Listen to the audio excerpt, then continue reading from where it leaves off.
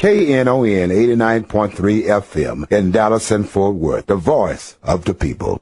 Business owners, tell KNON's listeners about your business. You can put your business or event on KNON. KNON currently has space available to run announcements for you. Tell KNON's listeners about your goods, services, nightclub, concert, or event. Help keep the voice of the people on the air while putting your information on the air. KNON's been named the #1 radio station in Dallas by both the Dallas Observer and D Magazine. Put your business with Dallas's #1 station. Call now for more information at 214-828-9500, extension 227, or extension 233. For more information, go to knon.org and click on the Run Spots on KNON page. It's a great way for your business to support community radio while letting more people know about you. We'd like to say good morning, good morning, good morning, good morning, good morning. This is Church Information Open Forum. I'm Marion Barnett, your host. We each and every Saturday morning from 7 to 9 a.m. right here on Knon 89.3 FM. The voice of the people. We got a lot of things lined up for you today. A lot of things going on, a lot of things we want to discuss. And I want you a part of it, and you can call us at 972-647-1893. 972-647-1893. A lot of things going on in our community. Yes, we have a lot. I was just looking at this little video they had shown of the little boy. They say he's about 2. He looks to be about 2 or 3, maybe. They had him cursing and carrying out and really saying a lot of vulgar words. And for a child that young, the mother said, well, this is what all the kids in the neighborhood, this is what all children his age say and do this. I'm looking at it and like to discuss this morning the new norm. Is it normal for small children to carry out like that? Now, when mine was small, they didn't carry out like that. I don't know. I'm sure many of you all have had children that didn't carry out like that. But the police department put it on their blog and really on, I guess, and maybe their Facebook, whatever, the police department, and showed this. And do you think they showed this trying to shock the community and shock people to do better? Or you showed it because they're trying to say this is what people in certain neighborhoods all over this country act like? This is what they project. These are things that really tarnish the minds of our young people. To see the words and hear the words this small child used. I mean, he could out-curse. He was out-cursing any adult you ever want to hear. He was saying some of the same verbiage, and it's ridiculous. And what do you think about that? Do you think this is the new norm? This is how children are being raised now to be vulgar, to act as if they are adults and can say anything to anybody at any time, no respect? What do you think? Do you think the police was wrong for putting that on there, on their blog or whatever they put it on? I caught the end of it, but I saw the words and heard some of the words that the young man used. And believe me, they are profane. They are profane. When we see how seeming as if we're acting out now, things that they have said about us over the years.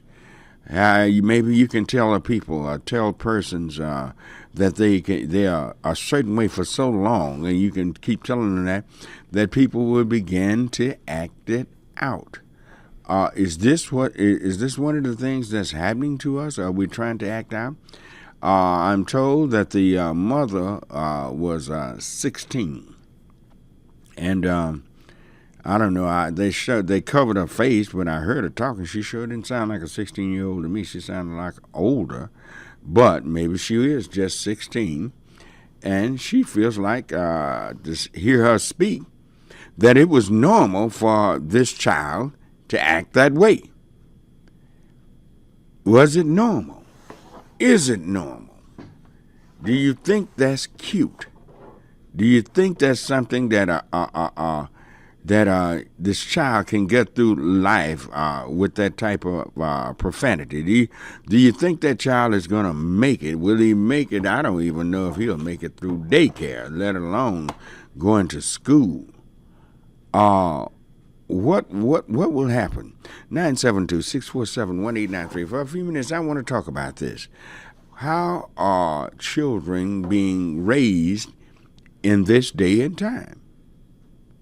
How are they being raised? Are they raised to be winners? Are there raised to be what you might would think would be born losers? How? Tell me why. Do you think that way? And tell me what will get children off the ground and excel them to be winners? What can we do? What will we do? What can we do? What is this? It's sad that if you allow a child to get this profane at an early age, will he ever stand a chance in life, in real life? Will he be written off before he can ever even get started? What kind of, tell me, because I'm an old fool now. I really can't handle how I see a lot of things happening now with seemingly these parents, these young parents with children. It was the way you raise children. And y'all bring me up to date, because these things really, I was shocked when I saw that. And shocked more so when I heard the mother say, well, this is the way all the children talk. Wow. 2 years old? And can I curse a sailor? Oh, my God. 972-647-1893. 972-647-1893. Let's go to anonymous female on the air. Good morning. You're on Knon. Good morning. How are you this morning? Blessed and highly favored. Good. I was kind of knocked down to hear this subject. I tell you, we need to go back to the old school. Mm-hmm. If she don't turn him around, they're only preparing him for trouble. And he's going to make the mother cry. She's going to shed many, many tears. She needs to stop and get her child straightened out and to let him shine where other youngsters will want to go in that direction, because that is the wrong direction, because no one is going to want to instruct him. They're going to want to turn him around and teach him the right way to go. So that's all I have to say. Let me ask you, did you happen to see this video? No, I did not see it, and I'm glad I did not see it. I just pray for what you have said to all the listeners this morning. My children did not go that way. If they did something wrong, some of the neighbors would get them, and they come home and get another one. But I didn't have that trouble. Now, do you believe this is the new norm to allow children to? No, I do not. That is the wrong direction. And 2 years old, I doubt if he knows the Lord's Prayer. Oh, well, no, it wasn't any prayer words in this. Oh, my God. It was ridiculous. I'm just shocked. I have 4 grown children. And, oh, my God, I don't have to worry about my girls around at a club or whatnot, working, trying to see where their money is going. And I thank God for that. But I will pray for that child. I don't know his name, but I know God knows his name. And I will pray for the mother. Mother, turn around. Honey, they are preparing him for trouble. If you can't do anything with him, you know who will. So please, turn your child around. All righty. Thank you for the opportunity. Thank you for the call. Bye-bye. That clears the line. 972-647-1893. 972-647-1893. She's gathering all the calls. I'm glad y'all responded to me because let me tell y'all something. If you don't have basic decency and basic courtesy in life, I don't care where you send your children to school or what you kind of buy them. This is not going to work. It's just not going to work. You have to teach certain things, basics, to children, because once this child offends an adult, that adult's going to cut him off. That adult may be able to help your child along. But if you go in and disrespect someone, he'll disrespect someone that might can help him down the road. Believe me, nobody, and I mean nobody, makes it in life by themselves. You catch anybody that's in a position that's a good position, on their way or made it to the top, believe me, they got help from somebody. We've all gotten help from somebody. But the language, I'm going to stop calling him a child. This was a baby. In fact, he had a diaper on. It looked like a diaper. And what I could see was not real clear. They covered his face. But, I mean, it was a real diaper, it looked like. And he has no way of knowing how to... what he's saying, the damage he's doing to himself. And I'm not sure the mother knows. She seems to be very, very, no big deal. This is the new, I guess I'm saying maybe this is the new norm. Yes, this may be the new norm. All righty, all the lines are filled. All righty. We're going 972-647-1893 is the number to call. Let's go to Stephen on line 2. All righty. Good morning, Stephen. How you doing this morning, Pastor? Fine. How are you this morning? Oh, if it getting better, I'll be in heaven. You're not ready to go yet, though. No. I'm enjoying my life. All right. But brother, all we see is on TV, radio, everywhere we go, cursing, fussing, fighting.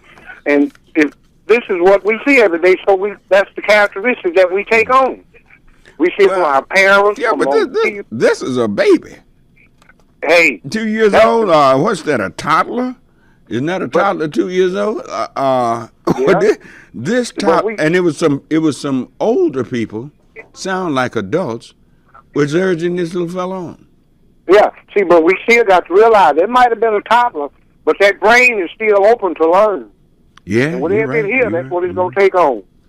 So it's mostly our parents' fault. Is this the new norm? The mother said, the 16-year-old mother said that he was, all children talk like that now.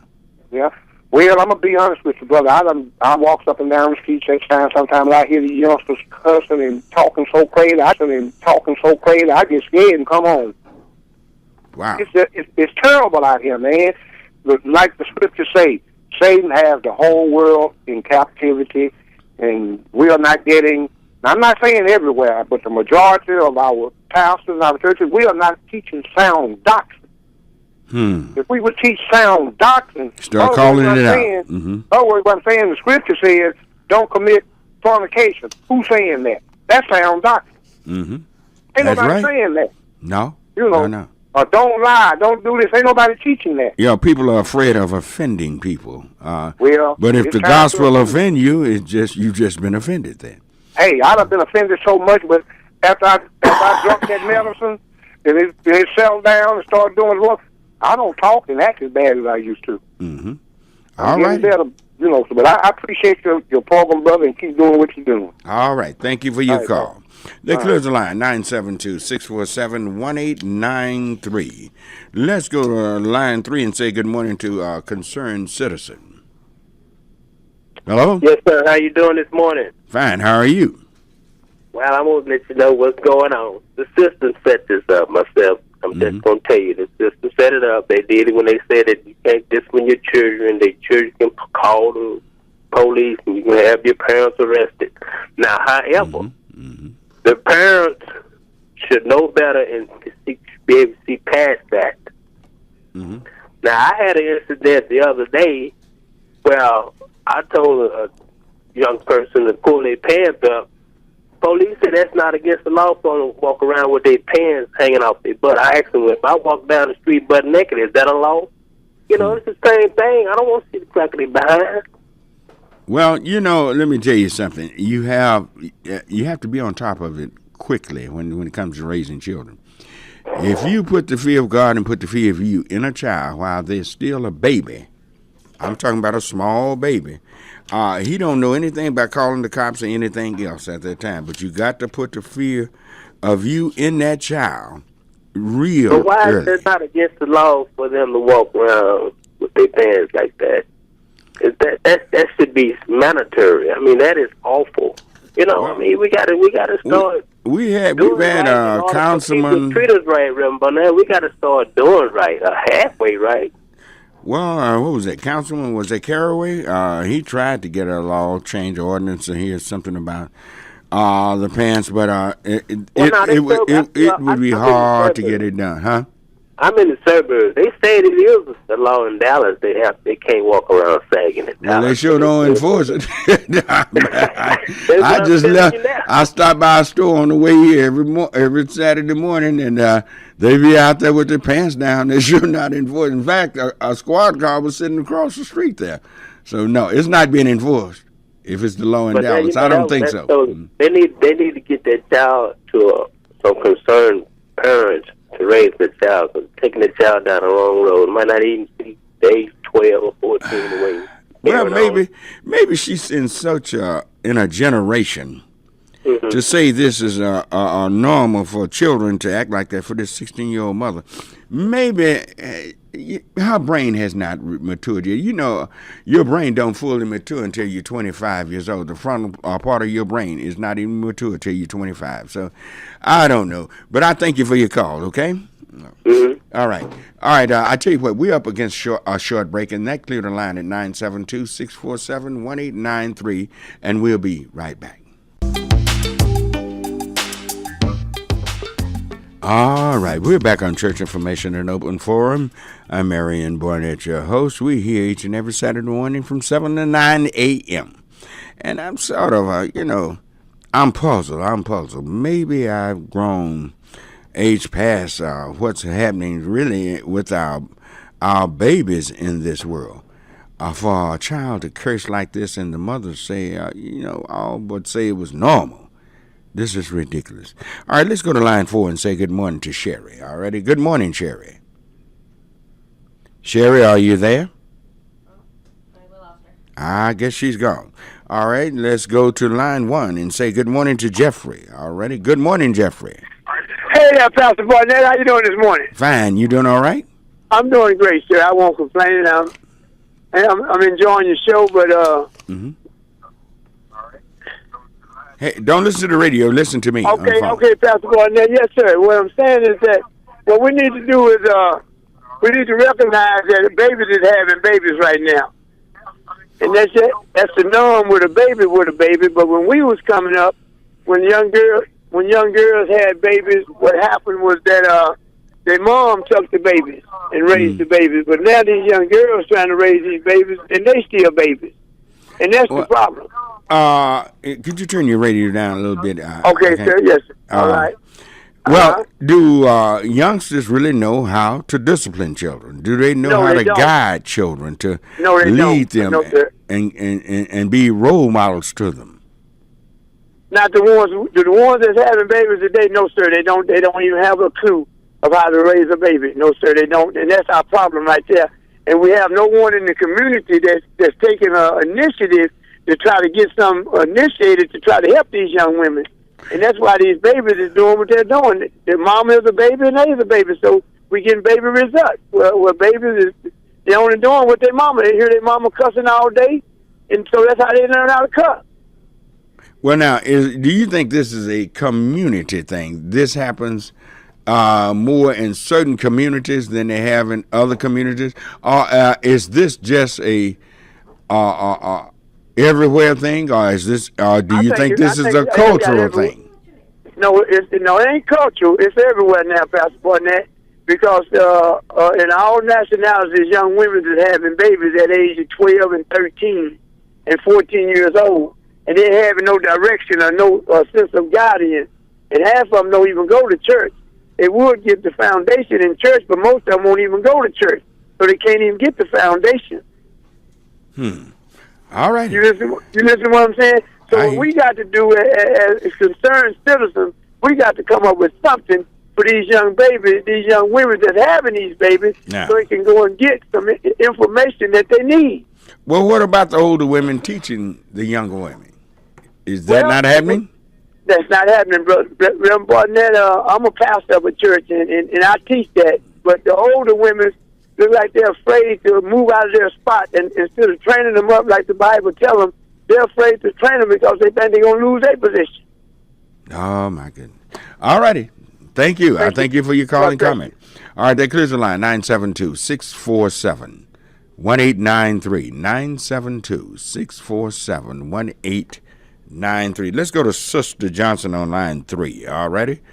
All righty. Good morning. Good morning, Pastor Barnett. How are you? I am better than I deserve. All right. I normally do not call in. I enjoy your show every Saturday morning on my way to work, but I had to call this morning. Did you see the video? I did not see the video. I do not want to. I'm surprised y'all haven't seen it. They showing it all day, every day, on every station I turn on. In fact, this is the first I heard of, but let me say this to you. You're speaking to the mother of 7, the grandmother of about 26, and the great-grandmother of about 6. Wow. My children do not, they're adults right now. I'm not saying that they do not curse, but they do not curse in front of me. They do not even say the word lie, and I wouldn't make that up, and I didn't do it in front of my parents. So they have respect for you. Oh, not only for me, I believe they have respect for all adults. You know, you can't say what your children do when you're not around. But well, this child's mother says she was in the other room, but she know what he would do, is capable of doing, and it seemed like it was some other people around him urging him on to curse like that while they videoed him. Yeah, but let me add this also. I mean, and I heard the gentleman say that about young parents. My first pregnancy was at 14. I had him at 15. My mother didn't take my son is 4 years old now. My mother didn't take my son and raise him. My mother said, "You had him, you're gonna raise him." I was such a young mother and so naive. I didn't even know how to do the baby, how to change the baby, anything. My mother sit there and taught me that, and I thank her for that. I was a little upset when I was younger, but I thank her for not just taking my baby and doing everything, but making me learn how to do it. And that's the same thing I have incorporated into my life as an adult, and not just my children. Okay. How did you learn at 14 that fast? Was it a natural thing or what? No. Well, yes, because I always loved babies, but I had him at 15. And it wasn't that I learned that fast. I made a lot of mistakes. But thank God, my mother, it was other women in our church, because my mother wasn't so much a nurturing mom. She said that, I guess, because she didn't want to be bothered. But there were other women time out with me, and I had one lady that I remember, she's deceased now, but she said, "I'm teaching you this thing." She said, and believe me, I bought and paid for my experience. I never knew what that meant as a child. But I have done the same thing. My husband get on me right now. He'll say, "You don't get enough of trying to tell them kids what to do." If I see a child doing something wrong, because that's what God has called me to do. Well, now you hit something there. Adult intervention when children are doing wrong. It seems as if the adults don't care anymore. Just let them do it and go on. I'm not going to be involved in that. Have adult intervention, you think, have ceased like it once was? It has. I mean, we are afraid. I tell people, I go to funerals. I have a little boy in South Dallas was murdered a few weeks ago. And my problem was, your mom knew you were selling drugs. Your mom knew you were going around robbing places. You were taking this money to your mom, and how can she be surprised or upset or anything if you have benefited all these years from doing this? And I have 4 sons that told me at an early age, I was not born to be the mother of a drug dealer. You were not born to be that, and I'm not having it. I'm not raising drug dealers. You know, you have to put your foot down. You can't make them, but you got to let them know you do not accept it. Mm-hmm. And people are just afraid to tell their children the truth, and that's what bothers me. Wow. All righty. I thank you for your call and comment. All right. Mm-hmm. Yes, sir. Goodbye. No, thank you. All right, 972-647-1893 is the number to call. 972-647-1893 is the number to call. Have you seen this video of this little baby? He's a toddler. They say 2 years old, I think. And he was cursing up a storm and using words. I mean, there's nothing hidden in the curse dictionary. There's nothing hidden from him. He said it all. All righty. Let's go to Billy Ray on line 2. All righty. Good morning, Billy Ray. Good morning. Good morning. How are you this morning, Billy Ray? The lady, I was in the kitchen fixing a cup of coffee and fixing to get ready to go to work, and I heard the topic about the little boy. Well, Rev Barnet, let me say this: kids are taught what people teach them. The old saying when I was coming up, what make you cry will make you laugh, and what make you laugh will make you cry. Yes. It started from the very beginning. The mom is only 16 years old, or however old the mom is.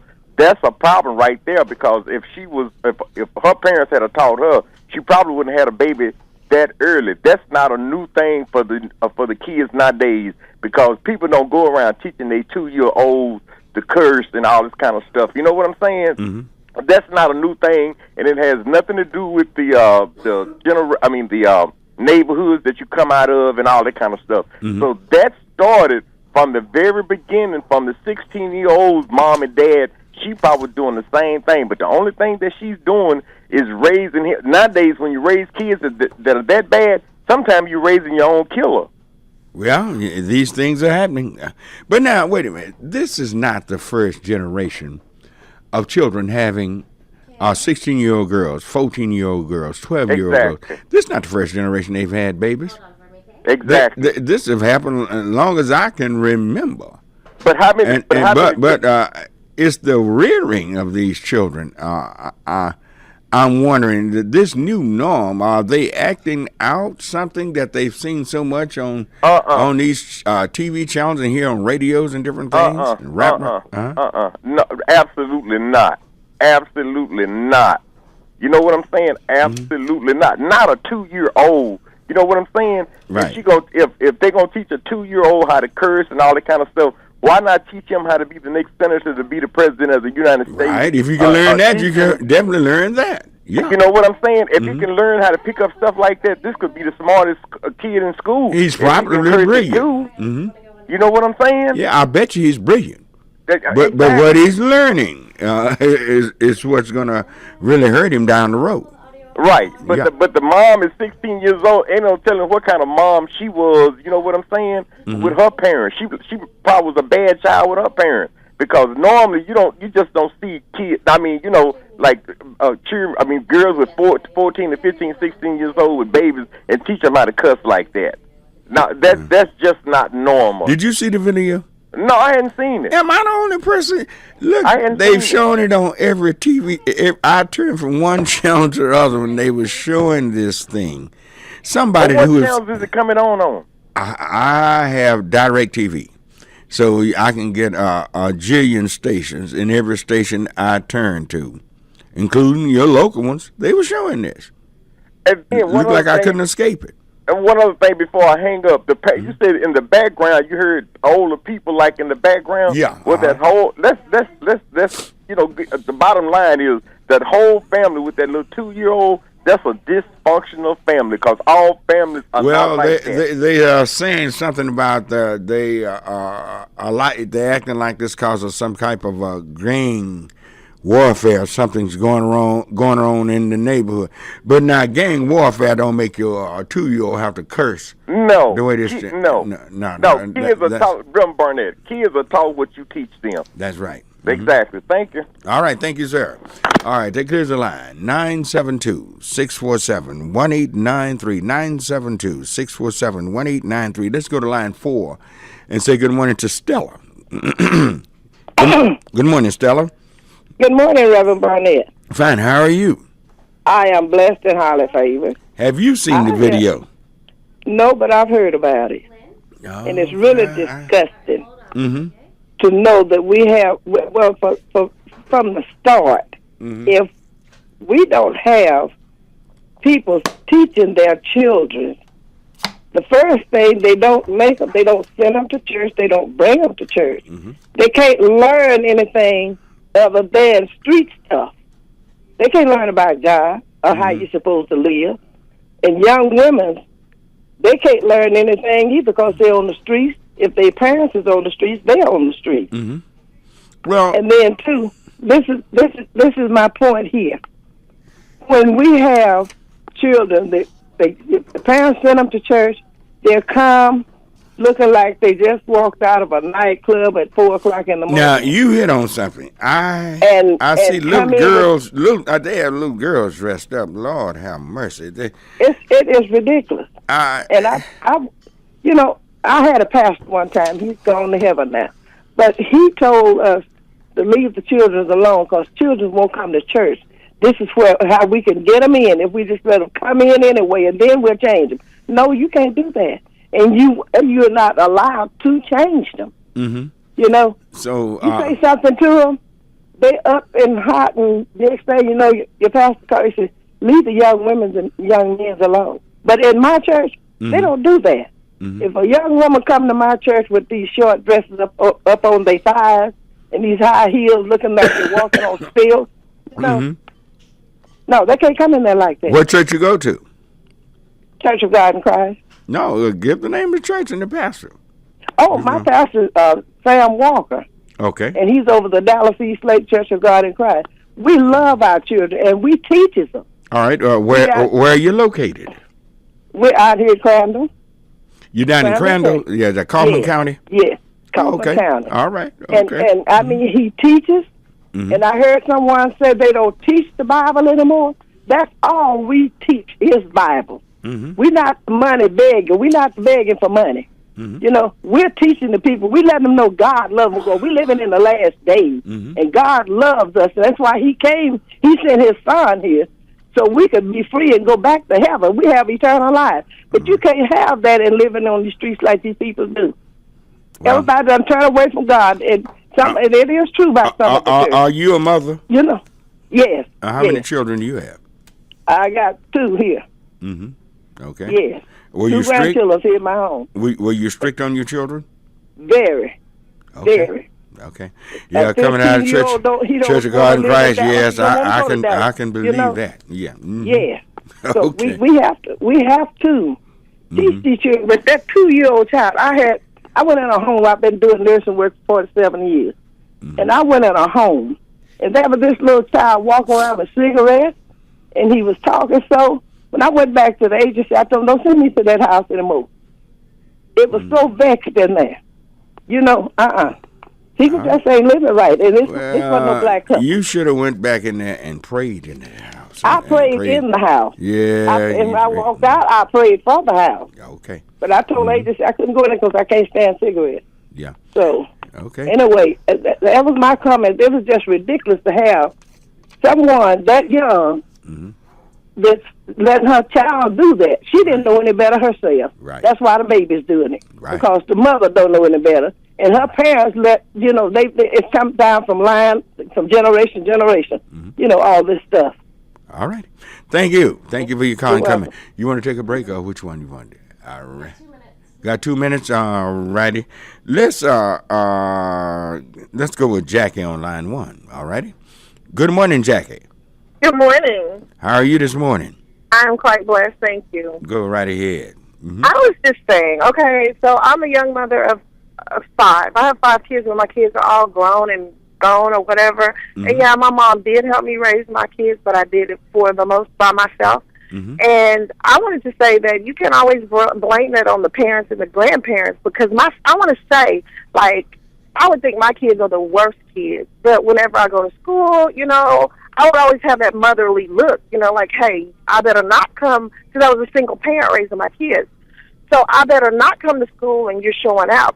I would always think that they were the worst kids. Teachers and everyone else, I go, give me praise or whatever the situation is.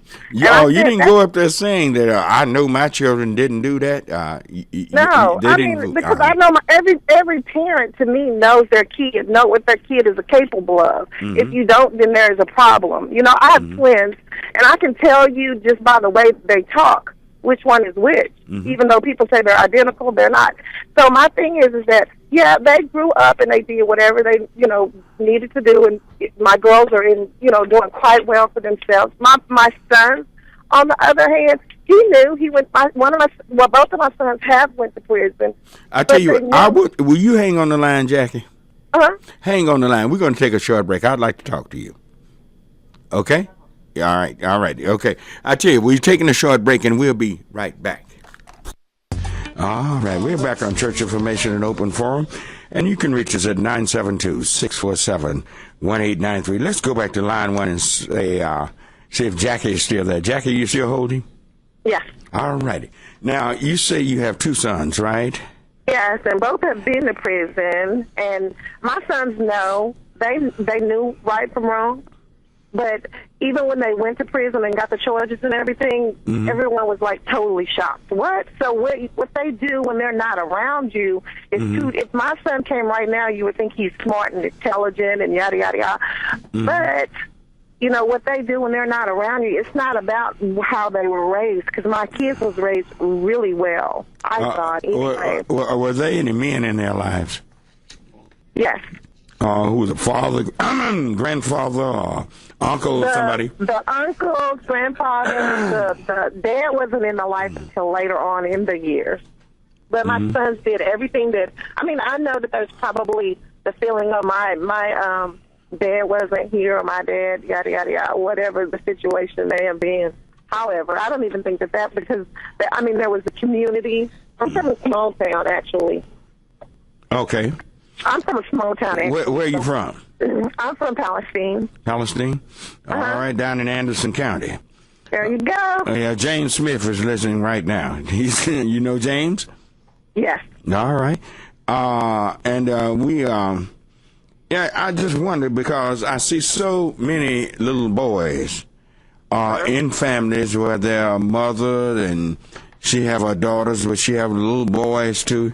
And it seems as if the little boys don't have any male figures in their lives to lead and guide them, to teach them to be real men. This is a perpetual cycle, and it's not good. And it could be, I don't know, but it could be the 16-year-old mother of this child we're talking about.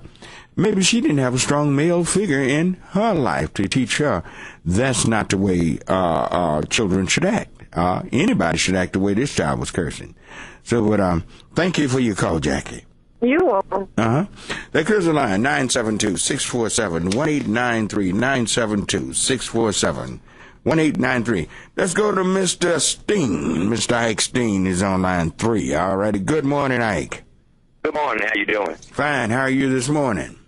Doing great. I just want to bring out a few points.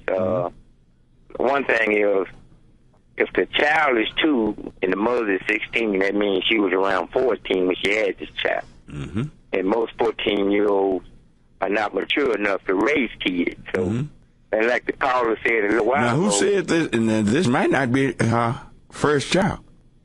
It might not be, but I'm saying, you know, a caller called in earlier and said that somebody had to train this 2-year-old to curse like that, and you take that same effort and train them to do something else, ABCs or mathematics or something, you're going to get a different result.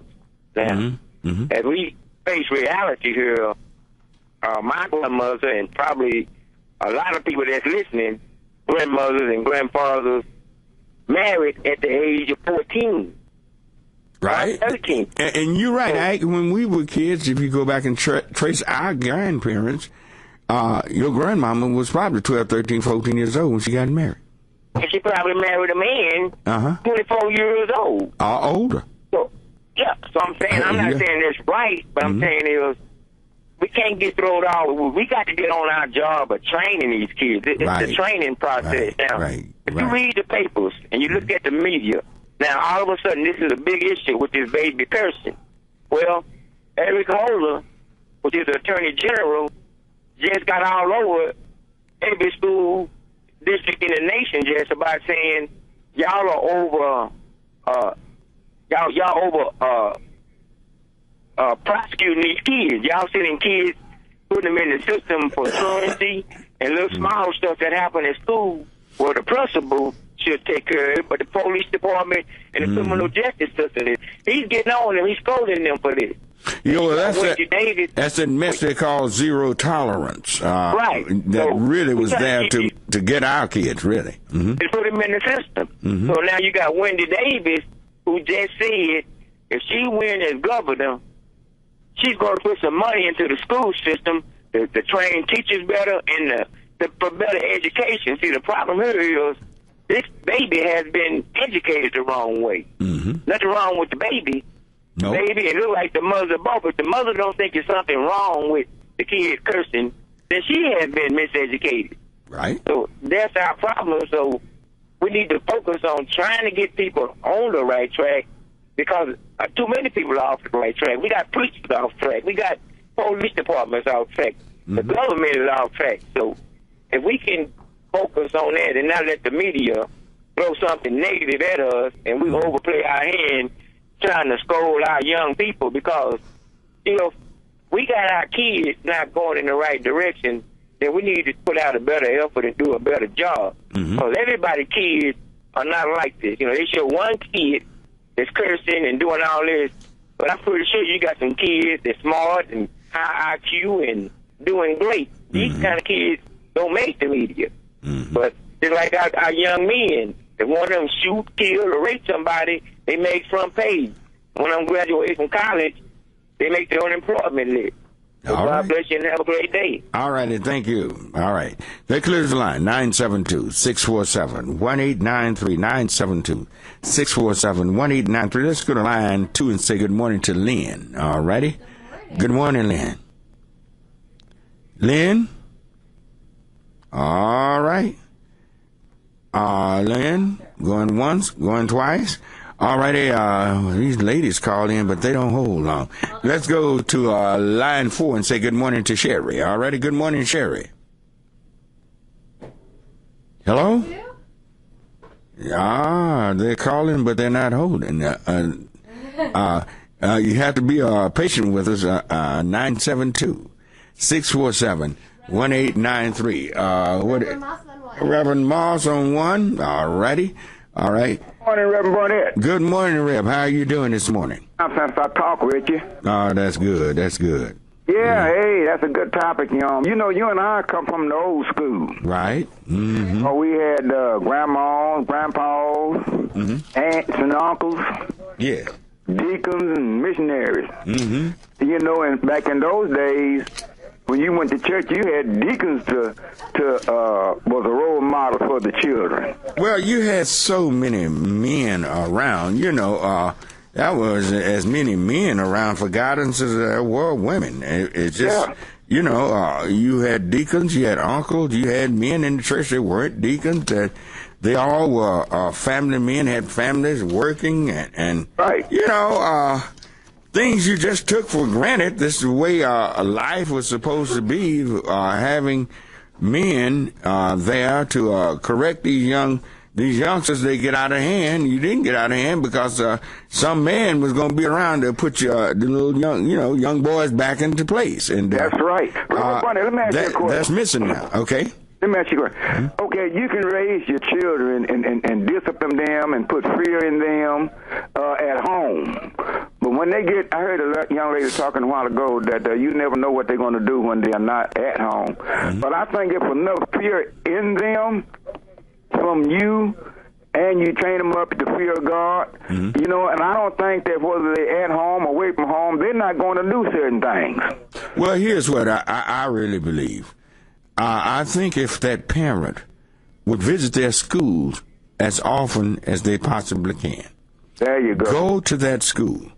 Go up there, get to know the principal, get to know the teachers, and get to know the custodians, the counselors, get to know the people. And I guarantee you, when if that child get out of line, they're going to call you. If they know you're concerned, if that school, those people up there know that you are concerned, they'll show some concern. But when those instructors and everyone on campus, I'm talking about everybody that work on that campus, get to know them, security guards and all, they will let you know. But if you don't care, they don't care. Now that's just the way it is. You have to be able to go up there. You know, you get a day off every once in a while. I know people have to work and all of that, but every little break you get, drive up there unannounced. Don't tell them you're coming. Right. Let them know. Let the other children see your mother, your daddy walking the hall, and I guarantee you that will help control in a lot of situations when they think you're not around. Yes, right. And I say this, and I'll let you go. I think a lot of that, too, is when they stop peddling the kids at school and stop dissing them at school, and the children know that, you know, they have a certain right that they can do that can kind of get the teachers in trouble. They know that, too, and parents. Also. So, I mean, you know, and then you got other children's influence is strong on your children's, too. Oh, Lord, peer pressure is something else. Yeah. Yes. So whatever they see other children do and whatever they see them do, they think is cool. So, you know, they'll follow right in suit behind them if they're not right. But there's other pressure you can put on them, you know, with a board and things like that. That can be stronger than peer pressure. Believe me. Yeah, that's right. Believe I had it put on me. Yeah, I knew it. And, okay, well, thanks, everybody. All right, preacher, you have a good day. All right, 972-647-1893, 972-647-1893. Where do we go to? 4, Gerald, Ken, or who? Gerald. All right, that's line 4. All right, let's go to line 4. Good morning, Gerald. No, he's not on line 4. Let's go to line 3 and say good morning to Ken. Good morning, Ken. Good morning. How y'all doing this morning? Fine. How are you this morning? I'm doing highly blessed. This is what I've seen. I'm 33 years old. I did 3.5 years in prison. They tried to give me 80 years my first time as an adult. I was raised by my grandma. My grandma beat the you know what out of me every time something happened. Every time she had to come up to the school, she came up there with a belt and she whooped me in front of the class. Okay. All right. Now, another thing that I see is what society is showing all on the news and everything, showing it's okay for women to be kissing women, you know what I'm saying, men to be dating men and all that. And kids nowadays is looking at it like, well, hey, I was taught that the Bible say do this and do that, but hey, they showing all this on TV, maybe I don't have to do what the Bible say. I don't have to do what my grandparents say or my mama and my daddy. And furthermost is that there's nowhere for these kids to go hang out no more. They either hanging out in the alleys, they either hanging out at old abandoned houses. Give them somewhere to go hang out. Like when I was coming up, my stepdaddy owned. Gerald, hold that right there. Hold something right there. You just said something. Let me tell you something. You're not old enough to know anything about it, but it used to be, years ago, they had what was known as teenage inns. It was a place where nothing but teenagers hung out. It was a hangout, and they were safe because it wasn't nothing but kids, you know, your classmates, schoolmates, and everybody would be there, no adults. No liquor was legally allowed. You wasn't really supposed to have been smoking. It was a place for teenagers. And when you say children don't have anywhere to go now, you're right. You're right.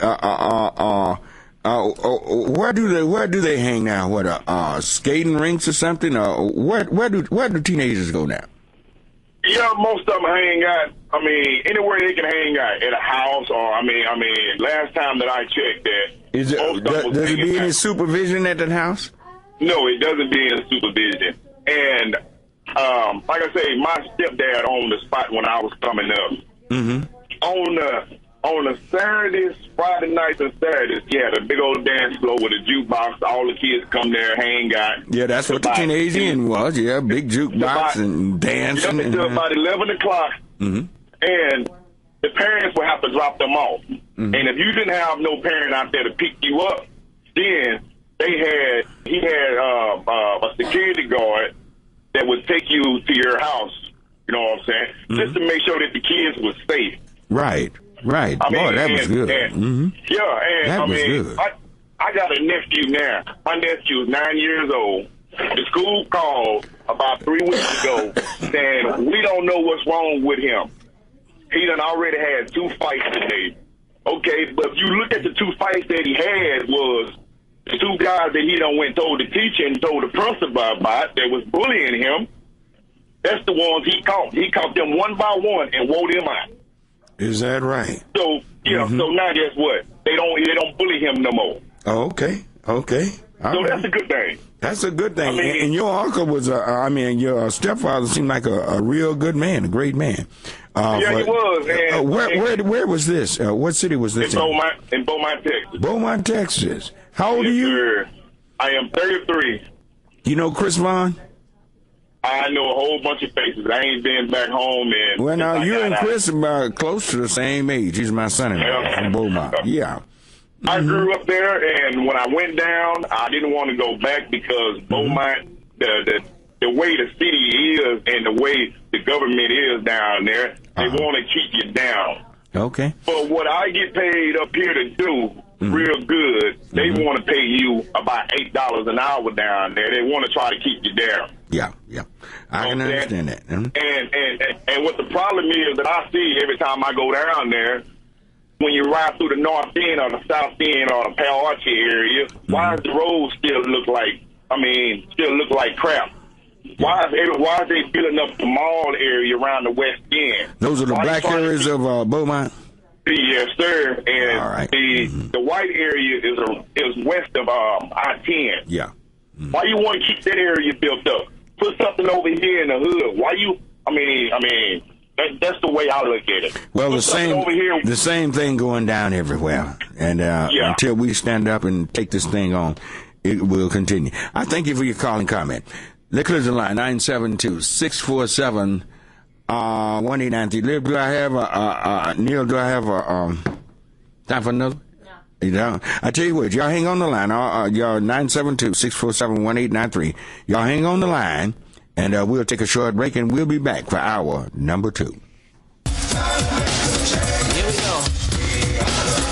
All right, we're back for hour number 2 on Church Information and Open Forum.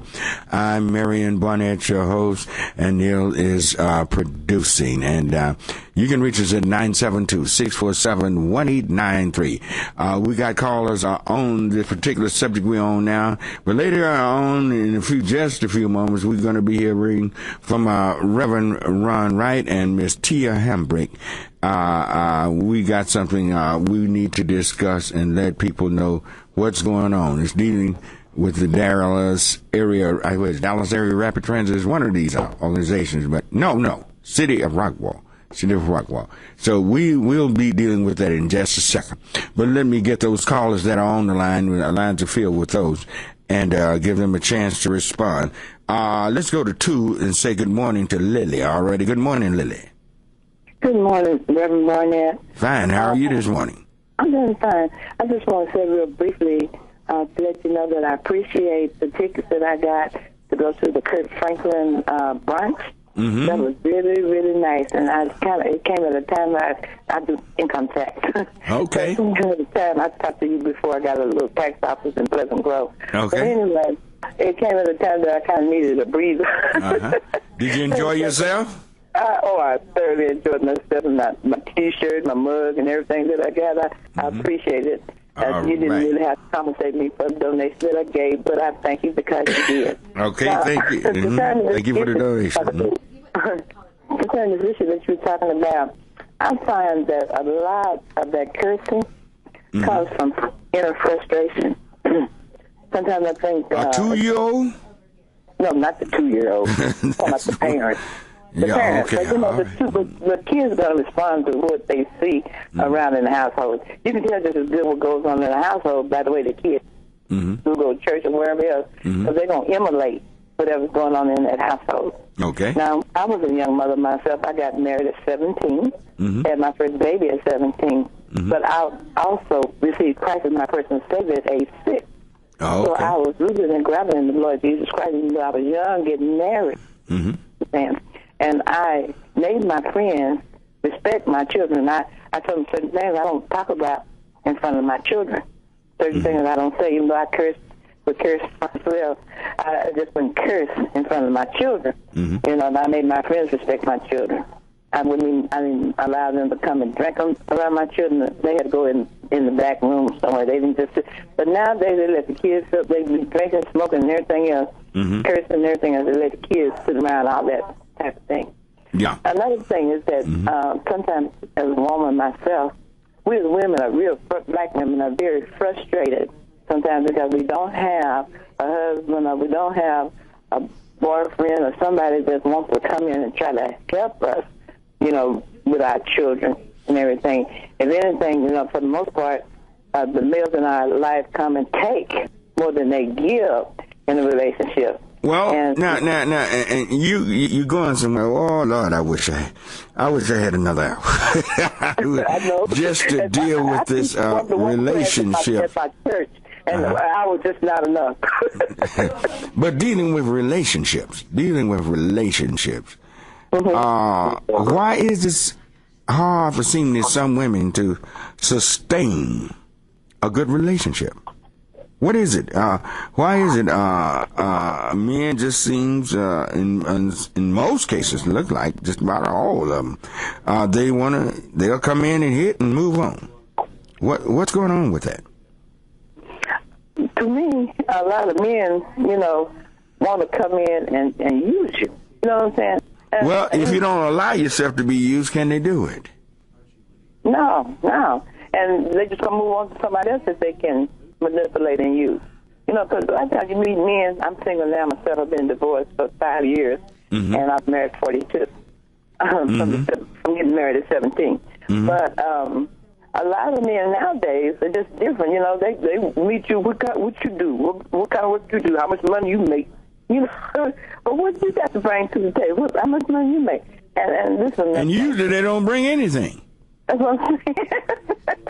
That's what I'm saying. But you ladies take these men. Why?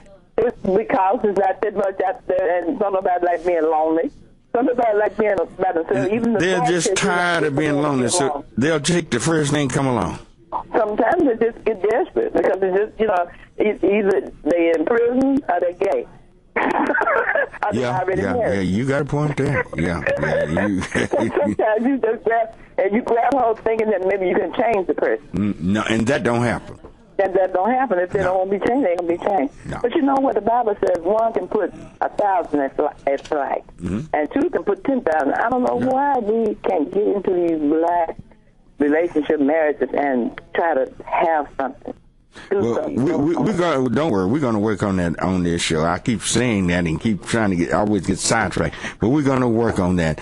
And thank you, Lily. I got some other callers. If we can bring that together, we'll have a stronger race. I know that's right, and you hitting the nail right on the head there. Okay, all right. Okay, thank you. Bye-bye. Bye. All right, let's go to James in Palestine. 4, yeah. Yes, good morning, Rev Barnet. Good morning, James. I talked with one of your homegirls this morning. Yes, sir. I was glad to hear Jackie. And good morning to Jackie, to Devin over there in Louisville, and Mr. Wynn here in Palestine. They are faithful listeners and dedicated to your program, and I continue to promote it here in Palestine, Emerson County, throughout East Texas. Thank you. Yes, sir. Early on, we live in a controlled environment, and many times this bling-bling and the way our parents, our young parents, I'm 64. Tomorrow I'll be 65 years of age. But happy birthday. Yes, sir. Thank you so much. But children will copycat their parents. Now, when I was in my younger years, when you used to see a little girl switching her behind, you said, baby, that's so cute. You know, and the next thing you know, later on, that baby thought it was so cute that baby had a baby on the dance floor. I've seen that happen with these little drill teams they have with these Pop Warner League football teams. Oh, yes, sir. Oh, they teaching the little girls to switch, and the mama standing back there giggling, thinking that's so cute. Yes, like somebody said earlier, we going crazy. Shoes and all, and dressing them up like they, like they dolls, and they see themselves in these children, so they try to go back and let the kid be them instead of letting helping the kid be the kid and do what they need to do to be somebody respectable. Yeah. Yes, and also you remember back there was a little boy they showed on TV. The parents had him smoking weed on TV. Yeah, and they pushed that for a while. But I don't get me wrong. I'm not confused. I know a lot of this they do is downright nothing but racist. I understand this.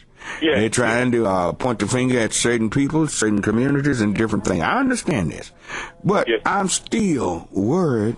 It still bothers me for us to have grown folks doing this to children. That still bothers me. I know what's behind all of it. Yeah. It's mentality that they have. A lot of them don't know the Lord, or if they do know him, they don't walk away from him, and they have their own agenda. They're angry about something in life, and they're messing up somebody else. You know the old saying, misery loves company, so they just try to mess up somebody else, and the devil is watching you. People don't believe that the devil is watching, but remember he pulled down a third of angels from heaven, and they're not down here sitting around barbecuing. They are out here getting in folks, and if you don't know the Lord, they're going to occupy you, and if you do know the Lord and go back away from the Lord, remember you're going to bring 7 more worse than the one that was in there, so you're going to really have hell on your hands. Yeah, you own it, James. One other closing remark on this deadly force. I keep reading the Dallas newspaper and all the other papers, but this deadly force, they talking about the police don't know when to use it. Well, listen, citizens don't know when to use it in because we got to protect ourselves from those crazy police officers. That's right. Thank you so much, Rev Barnet. All right, thank you for your call. All righty. Yes, sir. All righty, let's quickly go to line 1 and say good morning to Reverend Johnson. Then we'll hear from Reverend Wright and Miss Hambrick. All righty. Good morning, Reverend Johnson. Hello, Reverend.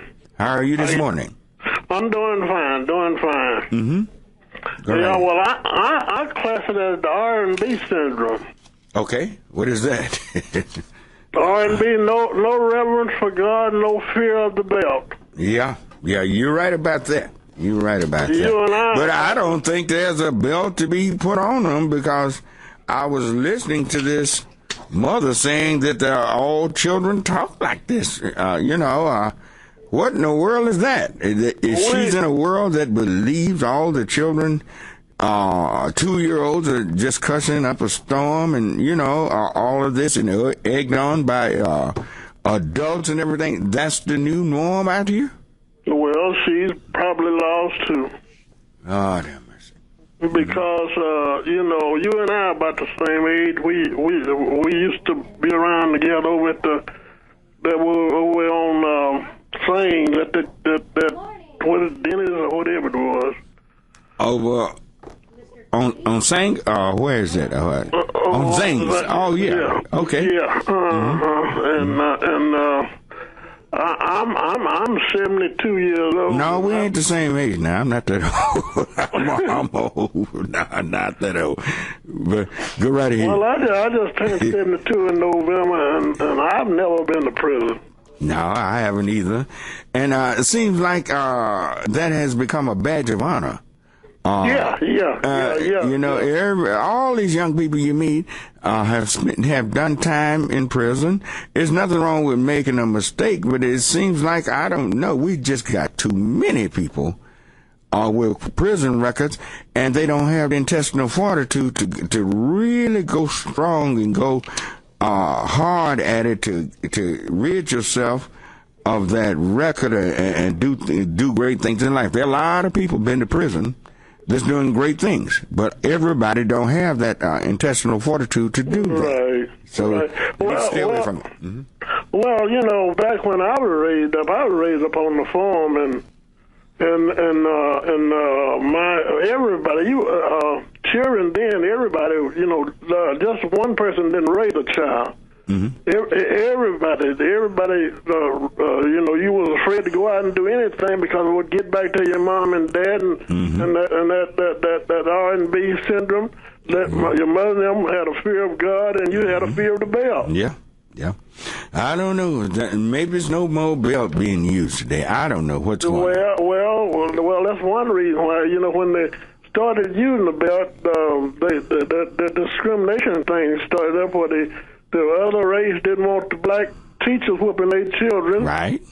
So they stopped it in school. Right. And we thought it was cute, so we stopped it in the home. Right. I hear you. It's a vicious cycle, and I'm glad you're a senior, old enough to know what's going on around us. All right, thank you, preacher. Okay. God bless you. All right.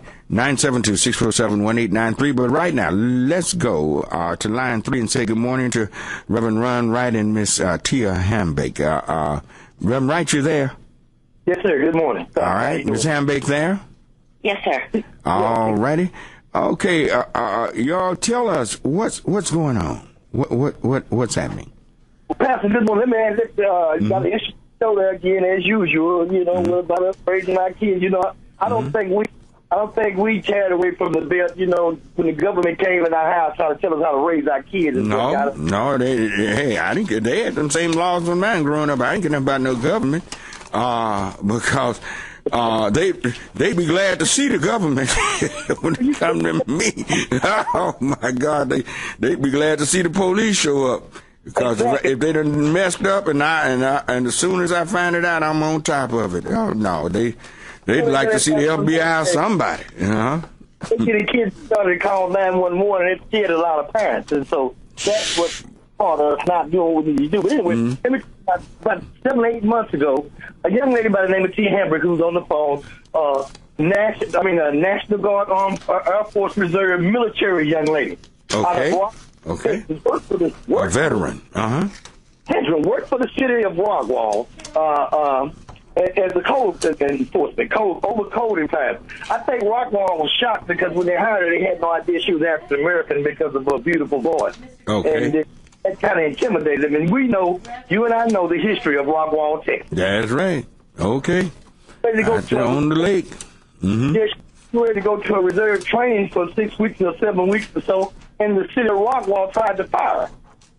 Because I guarantee those same rascals will tell you that they are patriotic Americans and they support our troops and everything.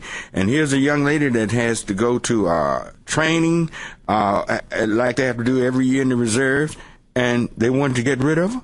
And they want to get rid of her. So when we still called justice seekers, we stepped in. We started doing our initial investigating. We ended up getting in contact with the military. Military said, "Well, right, y'all stand down. We're going to take care of this."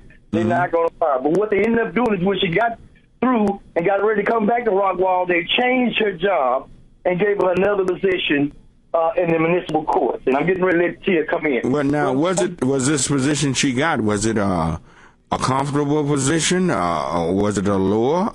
I tell you what, Tia, come on in and tell us what happened. What went on with this? Okay, so yeah, I've been an employee of the city of Rockwall for 8 years. All of my work basically speaks for itself. At the age of 39, I decided to go into the military, and just before I left, it just seemed as if the city made it so difficult for me to leave, and I didn't understand why, when all of my evaluations for the last 8 years, excellent employee, I can depend on her, she'll get the job done, this, that, and the third. So, I said, why are you doing this? Got no explanation, nothing of the sort. And that's when I contacted justice seekers. I left in January, came back in July. That job, of course, was no longer available, so they offered me a comfortable position. I took it thinking, okay, this is the fresh start. Maybe everything's going to be okay. Well, now, come to find out, it's like the law enforcement in Rockwall doesn't really have a set set rules and regulations that they have to follow. Because what happened I tell you what, Tia, could you hold on? Could y'all hold on? Rev, y'all hold on for just a second. We're up against a short break, and we'll come right back with you. All right, we'll be right back.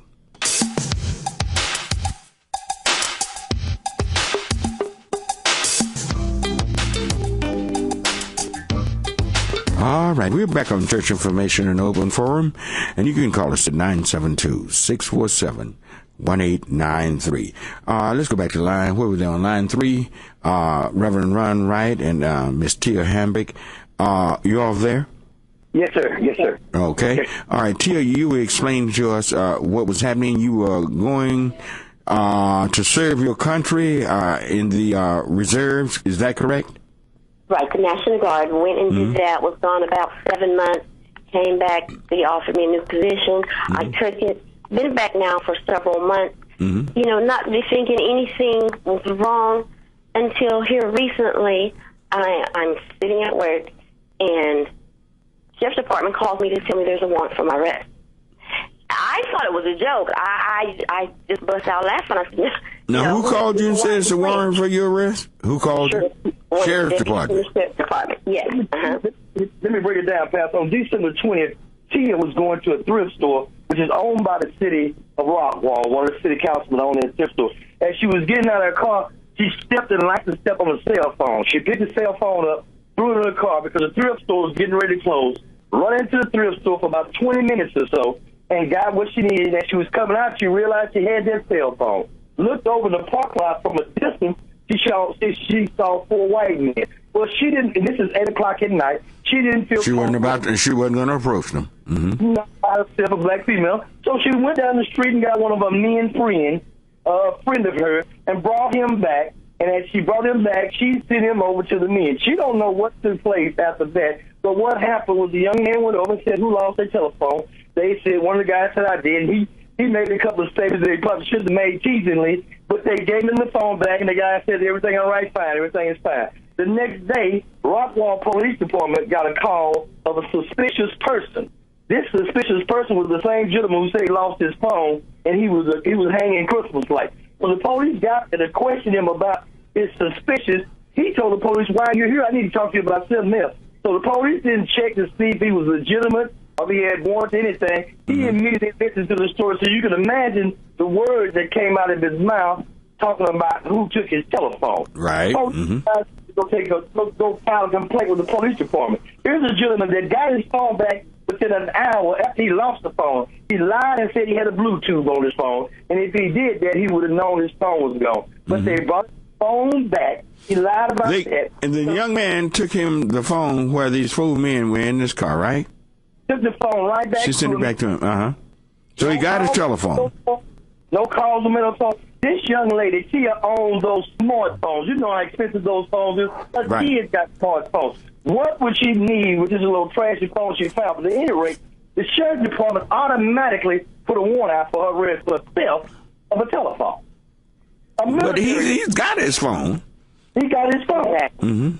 So now, and it's nothing. Had that been 4 black men sitting in the car and a white woman out there, there's a good chance she wouldn't have approached the car, you know. And it might have been it might have been 4 white men. A white woman might not have approached them, or a black woman may not have approached 4 men in the car. There are women that just won't do things like that, you know. What was that? Saying she's already, you got your phone back. And so the sheriff department, when we called them, they said, first, the detective didn't want to talk to me. He said I had to file an overrecord because I said, trust me, we will be doing it. Because this is no overall in that little town. This is still based on race, and they want this military lady away from that city. Are there a lot of black employees for the city of Rockwall? I'm one of 3 black women employed by the entire city of Rockwall. Is this 3 of y'all? 3. And as big as Rockwall is, you only have 3 blacks? I'm one of 3 black women. It's not very many more males. So there are very few African-American employees there in Rockwall. Oh, absolutely. Absolutely. And there's plenty of us out there. I know that for a fact. Yeah. Oh, my God. I saw it grow up when good friend of mine had a church right there over the lake, and I told him Rockwall was going to grow. This was way back in the 70s, and it has grown up with a lot of us out there. And we only have a handful of our black employees. Okay, what did they threaten your job or anything, or what? As of yesterday, the city suspended me without pay. So they suspended you without pay behind this telephone? By this accusation.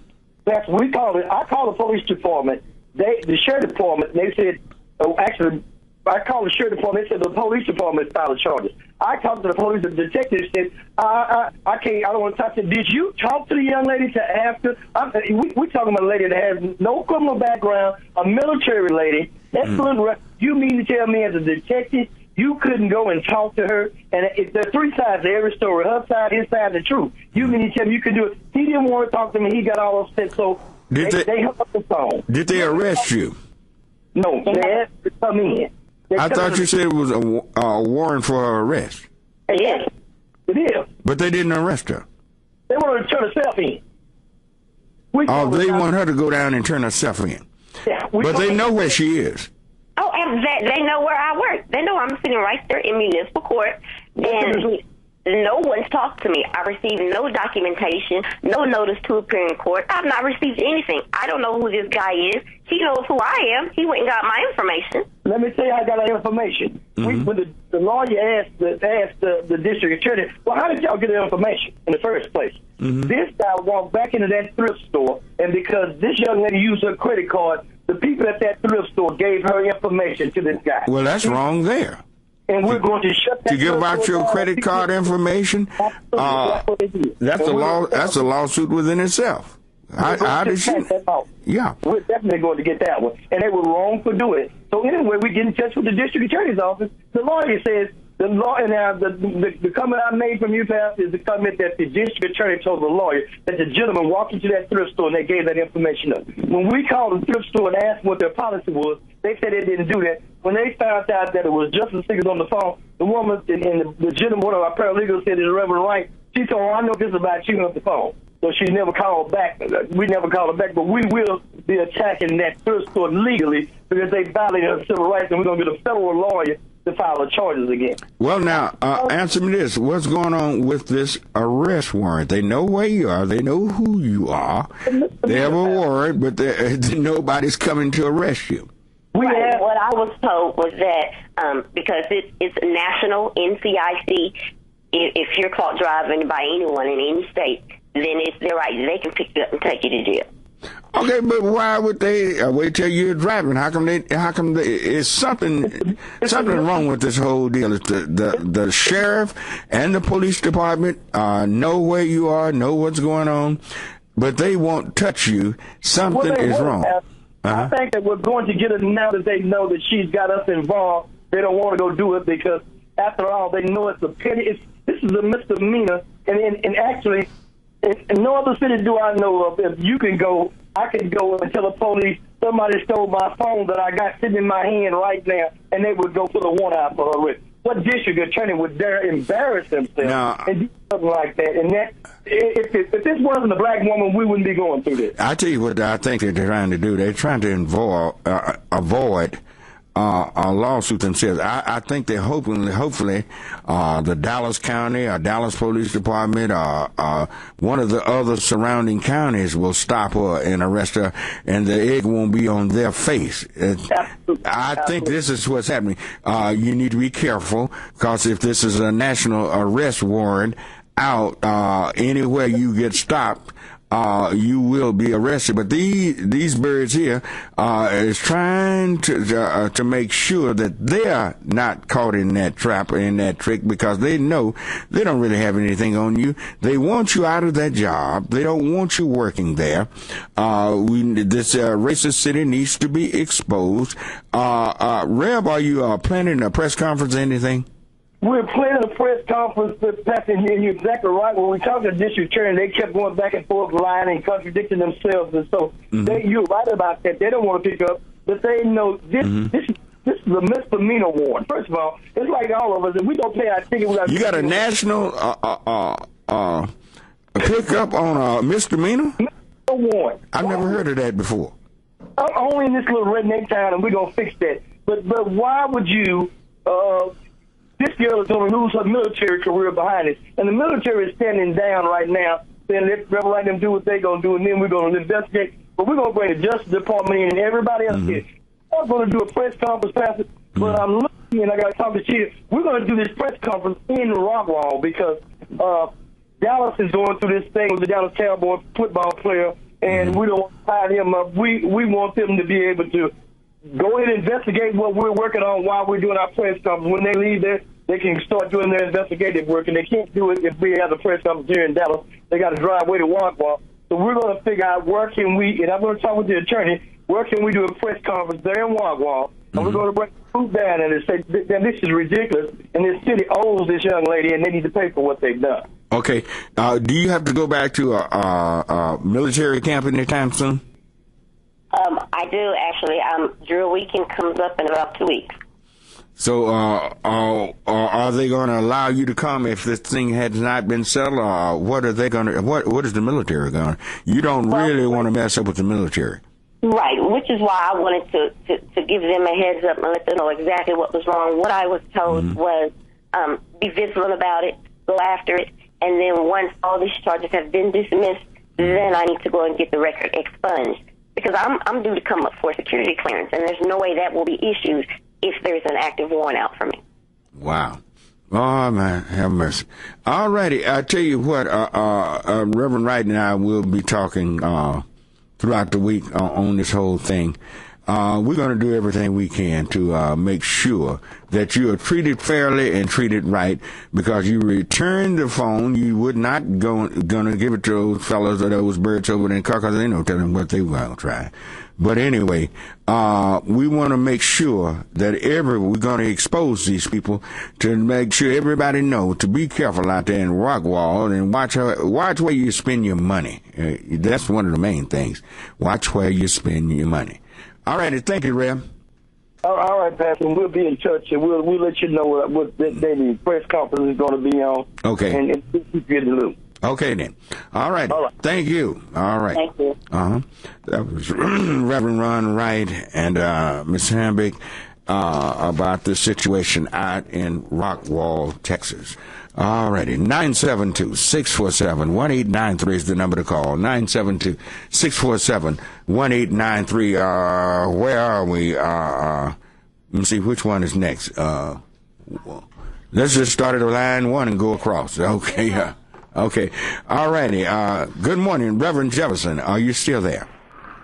I'm still here, Rev Barnet. How are you, sir? Fine. You doing all right this morning? Doing pretty good. I'm enjoying the show. Oh, thank you. I tell you, that last segment of Rev Barnet, that's an outrage. Oh, man, isn't it? It's sad. Of the worst sort. It's nonsense of the worst sort. Yeah. And Reverend Wright did such a great job during Christmas holidays for the entire county. Man, he does a great job in this city. And that was just great. Mm-hmm. And I'm asking you and Reverend Wright, if he's still listening, or if he's still there, if he's listening, to please keep me posted on this, and so I can lend all of my support to this house. So this is outrageous. Now, this is just, if all the facts are what we heard, this is nonsense, Reverend. Well, and, but preacher, it's so much of this mess is going on that you would be people be shocked out of their wits. What people are trying to get pushed out of their jobs, their position, and they'll just bring up anything on them to push them out. And this is running rampant now. It's running rampant. And if we don't put a stop to this, it's something bad's going to happen. All right. Yeah. All right. And I think, and everybody's before hanging up, I think a lot of it has to do with the political climate here in Texas. Right. So, which is not good. Posted, y'all keep me posted, please. Okay. I'll be looking to get phone calls from you all, Reverend Wright. Okay. Then. Have a great day, great Sunday. Thank you, Reverend Johnson. Reverend Johnson. All right. All righty. Okay, we have a officer on the line, anonymous. He's talking about a warrant. Let's bring a number, line 3. Give me line 3. Hey, how you doing, sir? Good morning. How are you this morning? Mm-hmm. I'm good. Hey, I was listening to the last caller that called in. You know, the first thing I want to say, caller, know that for that cell phone being supposedly stolen, if she's in Houston or another city like that, they would not expedite over a misdemeanor. They would not expedite. The only time someone would expedite is a felony offense. Okay, so say she was in adjacent county like Dallas County, Denton County, whatever counties around Rockwall. Now, Denton County, yes, because they got a certain mile radius that they would go. Like if she's in like Oklahoma or something, no, they won't do it. But if she's like in Denton County, yes, because it's not really that far. If she's in Garland or Johnson County. But what she needs to do is, even though that is a corny case, she needs to go ahead and spend a little money, get an attorney, because normally when an agency sees that you have an attorney and you can't prove beyond a reasonable doubt that she intentionally and knowingly did that offense, they're going to drop the case. The DA officer will drop the case because they don't have time to be messing with some petty stuff. You guys understand? The DA office don't have time to deal with all that stuff. By her bringing the telephone back, she said she was not, she didn't feel comfortable approaching the men in that car, 4 men in the car. It's dark. She's a young lady. Exactly. And that's for her safety, and any judge, any attorney, any defense attorney will understand that. And it's just like when you get pulled over by a cop car, they tell you to pull into a light area. That police officer is not going to get mad at you because he understands the dynamics of you pulling over into a dark area, and there are a lot of state police officers out here. Right. So what she needs to do is, first of all the anger and rage that she has, she needs to put it in her pocket.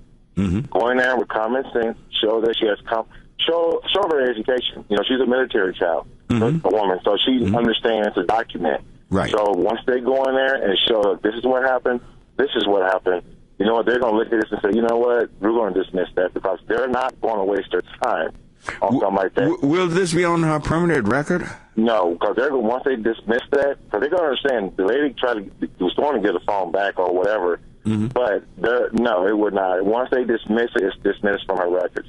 And what she needs to do is she needs to do the research. And I'm not saying this to all people, it's an old saying. They say if you want to if you want to fool a black person, you just throw a book in front of them. Because a lot of them don't want to read it. You'll never find an agency that will mess over you if you're educated.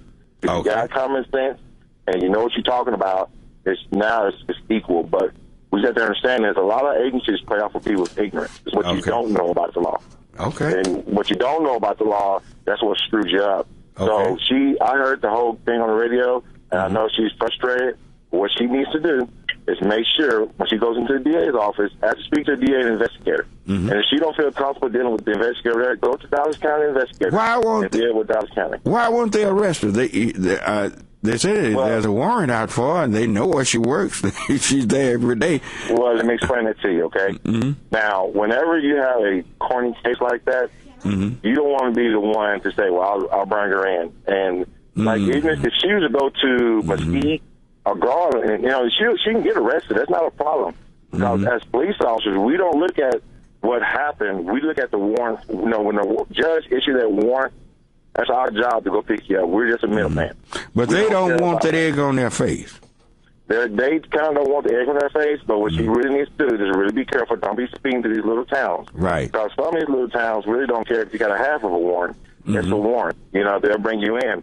But what she needs to do, she needs to go ahead, instead of being really angry about it, go ahead and get the attorney. The attorney is going to take care of that, no problem. Because you got people who get traffic offenses, knowing that they did wrong, and the attorney and they take it to court, and if they don't have a proper case, it's going to be dismissed. Okay. So what she needs to do is go ahead and get the attorney. I think, if I was hearing right, I think they mentioned she had one. Well, she got an attorney. She needs to let that attorney work. Also, she don't need to be telling nobody else about that situation.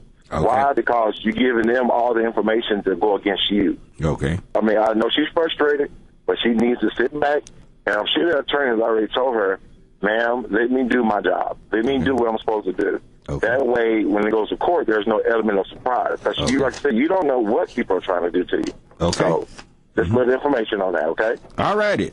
I thank you for that information. All right. No problem. All right. 972-647-1893 up against a short break, and we'll be right back. All right. We're back on Church Information and Open Forum. Neil is producing. I'm Marion Barnett, and we're trying to talk to you, and we're happy to talk to you. Give us a call, 972-647-1893. Let's go to line 2 and say good morning to Imani. Is he still there? He's on line 2. Ready? Imani. Line 2. Mm-hmm. Good morning, Imani. You still there? Okay, what is your name? I knew. We got calls been waiting a long time already. And if you can get back in, try to call us back. 972-647-1893. Let's go to line 4 or 1. Which one we want? Start over or what? Let's go 4. All right. Let's go say good morning to Grady. All righty. Good morning, Grady. Morning, Rev Barnet. Happy New Year to you, sir. Happy New Year to you. How are you this morning? I call you, I always bring you some bag of tricks. And I like to start off this, Rev Barnet, because I've always want to come with, my personal ideology, but I want to put something on your plate this morning. Mm-hmm. I would love for us, leaders, people like yourself, to spearhead us getting together in different black communities, because Pastor Barnett, like you were saying something earlier this morning, like step up to the plate. Mm-hmm. We need to step up to the plate, and then we don't have no kind of long-term solution to how to do that. Well, you know what? I started last year with this. We've got, do you know who our most educated, financially stable community is in the black community? Do you know who these people are? Well, I know who they are. There are many of them past 60, right? Retired, right? Have worked, have accomplished some things, have good income, and are educated with nothing to do, still in good health. These people can really help our young people. How can you get us together then? I started calling it out. I'm not gonna lie. It was my fault. I got sidetracked. It was another issue. It might have been a Trayvon Martin issue. Something swerved me where I only come on once a week. So I got swerved away from that issue, but I have got to get back with it and stick with it. Recruiting, more seasoned, what we're gonna call the seasoned people. Who have they've got income, they got everything, education and everything. That is our most viable. Our community could sure use these people if they come out of retirement. Do something with your life more than just lay up and rest and then decide to take you a trip every once in a while and come back. Yeah, I know you enjoy your grandkids and everything, but God has given you too much life, and I know jillions of them that are still in good health that could really teach a lot of things to especially our young men and young women too. Could teach them. They can teach them trades. They can teach them. Many of them are school teachers, trade workers, union workers, just people in professional fields, business owners, former business owners. These people. This is really one of the main things. These are one of the main groups God could use to help pull our community up. If we don't preserve our community, so we're going to lose it. And one more thing. Dr. Barnett, how can we rebuild back the old black neighborhood? Do you know that we don't have, they're moving people, different people? Well, you have to understand your neighborhood is controlled from the outside. That's one of the things we messed up.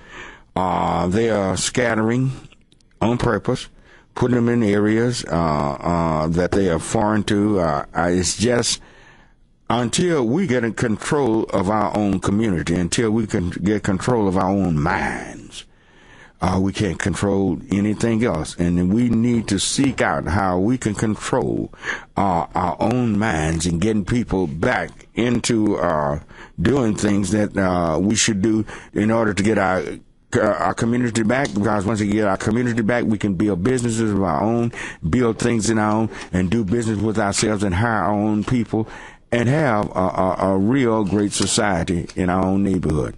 All righty. Thank you for your call. I want you to, please, Rev Barnett, please, and I'm begging you, put us together, because we need, this is serious. We definitely need, right now, somebody, a leader, at home like yourself, sir, and you call a number on the radio or whatever, but it's some people, sir, we want to follow somebody.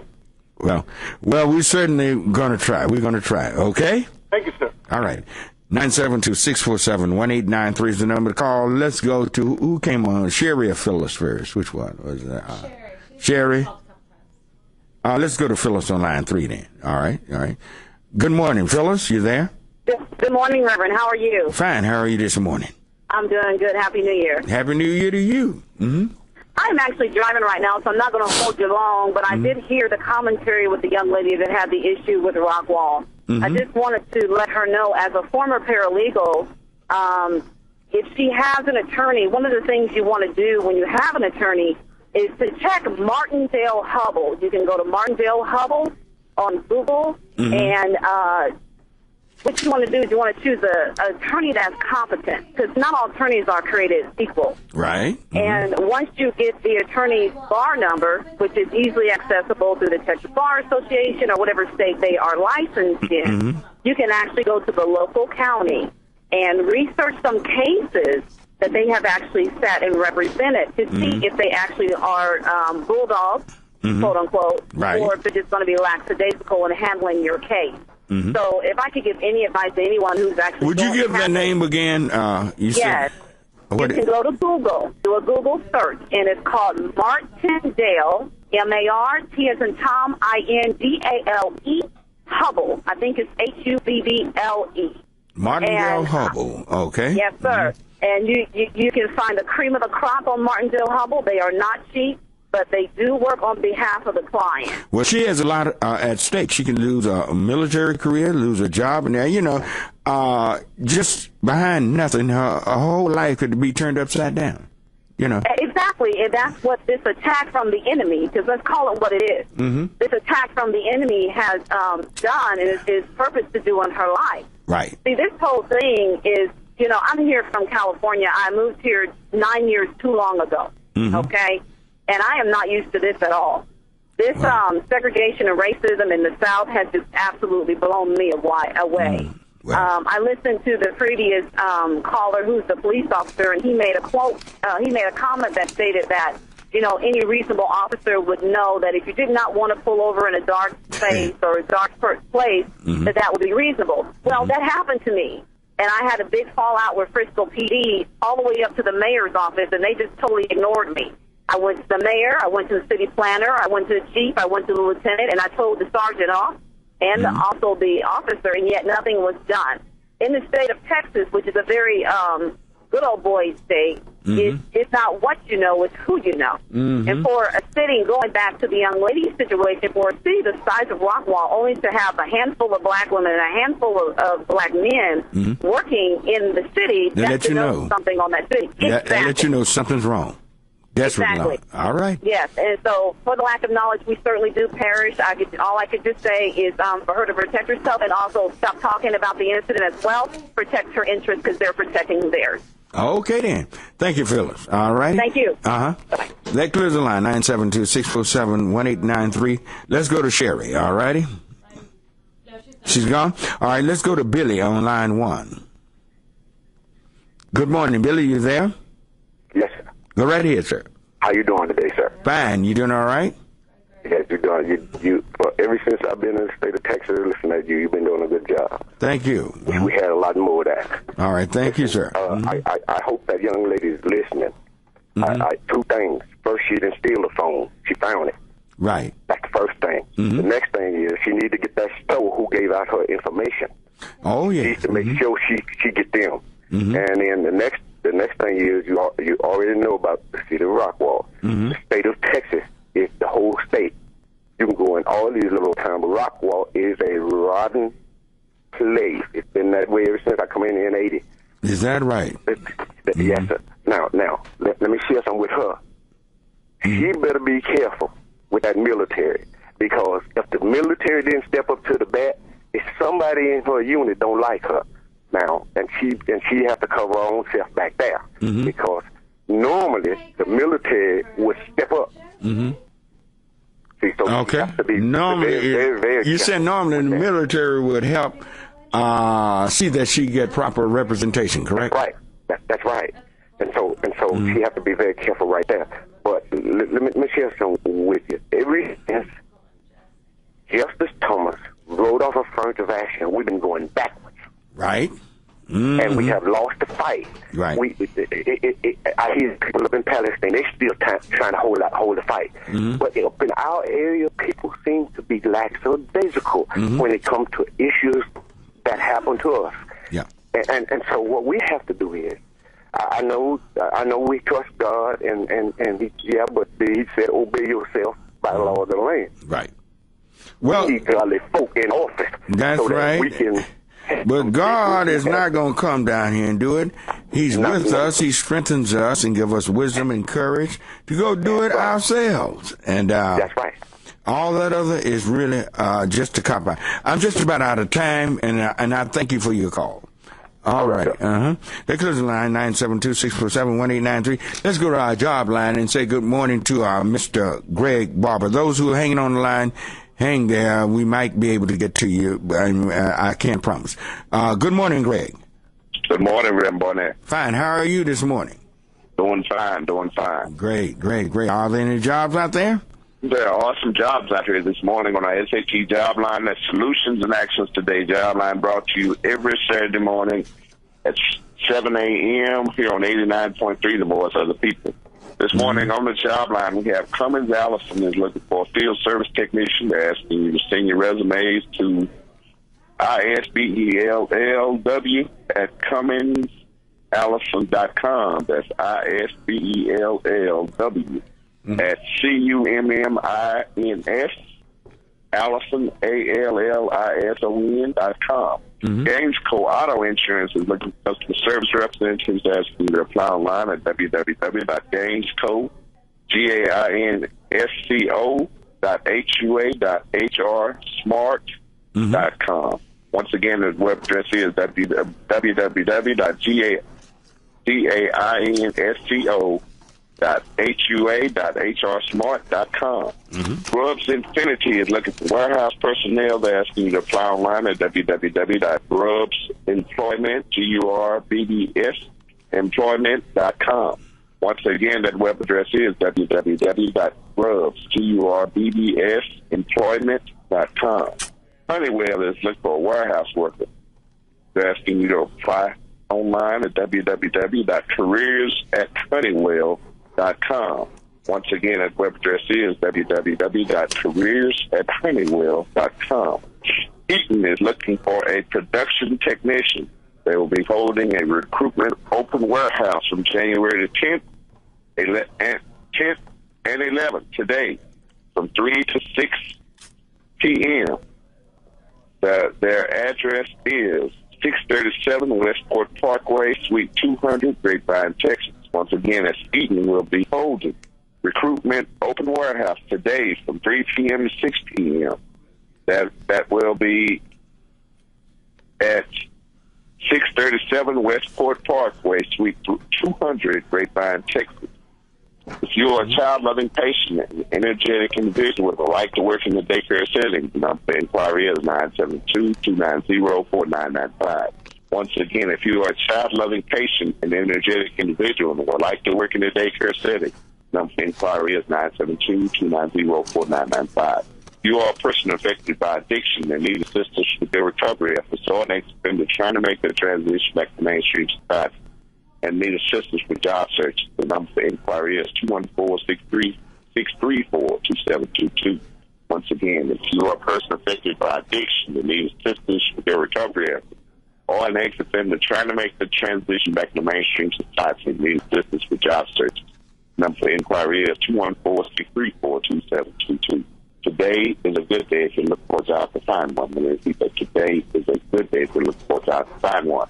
The late great Bob Marley said, "Get up, stand for your rights. Get up, stand up. Don't give up the fight." With that, we bring our SAT job back to close. Thank you, Greg. Great job as always. Great job, Mr. Greg Barber. And our solution action of the day job line. Are we out of time?